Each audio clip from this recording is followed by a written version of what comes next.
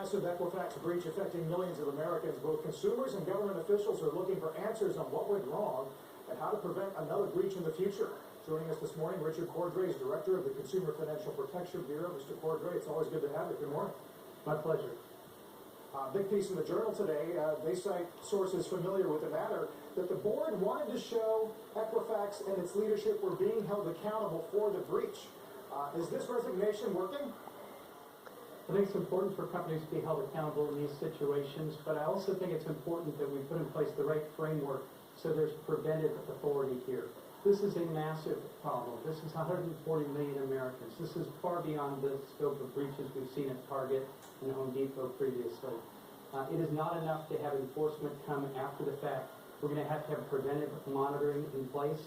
The company is going to have to change their behavior. They can't just deal with these problems on their own and think it's good enough. If they're going to retain the public trust and public confidence, they're going to have to be monitored. They're going to have to be known to be monitored, and they're going to have to accept that. Mr. Cordray, Jim Cramer, why don't you petition to get a federal magistrate or a judge on the board of Equifax as a special master? I think there's a lot of things we can do, Jim, now that we have this problem at Equifax, and we're going to be working to put solutions in place. We're working with the Federal Trade Commission and with the New York Department of Financial Services. But I think it's also important that we look at the other big credit reporting companies, Experian and TransUnion. We're going to have monitoring in place that's preventive. It's going to have to be a different regime than they're used to. In the past, they dealt with these problems on their own. They did the best they could. They decided whether it was satisfactory. They waited to be sued. That's not good enough. That doesn't protect the information of us and all of the American consumers, and it's not sufficient to see their data security policies in place today. How do you explain to our viewers why there was this asymmetric regulation between companies like Equifax and the banks we talk about all the time? Yeah, it's been a problem for years. Before the Consumer Bureau was created, there was no supervision of these big credit reporting companies at the state or federal levels. It was just a blank hole in the system. We can see how important this is. I think a lot of the public doesn't appreciate how important all this credit file, credit reporting, credit scoring is in their lives.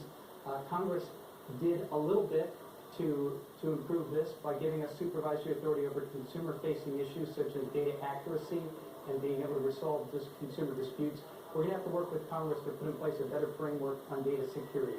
There has to be preventive supervision authority in place, and there has to be more robust standards to be met by these companies. It's going to be a joint project. It's a very important project. We can see that.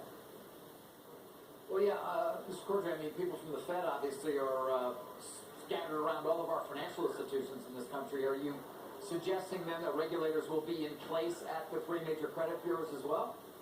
That is exactly what I'm suggesting has to be the case.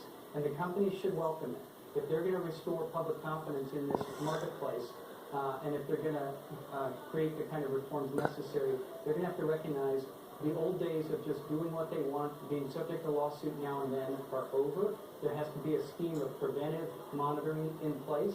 They're going to have to accept that. They're going to have to welcome that. They're going to have to be very forthcoming. Mr. Cordray, how did you come up with that fine for Wells Fargo? What kind of calculation is it? Well, I think, Jim, as you... Well, I'll tell you something. As far as Richard Cordray is concerned, I think what he's trying to say is that the company should welcome the government. It's like, yeah, trust me, I'm here with the government and I'm here to help you. Really? You think they have enough problems trying to keep their data secure now? I wish somebody would have asked this guy, how come that CEO at Equifax walked away from that job with $90 million?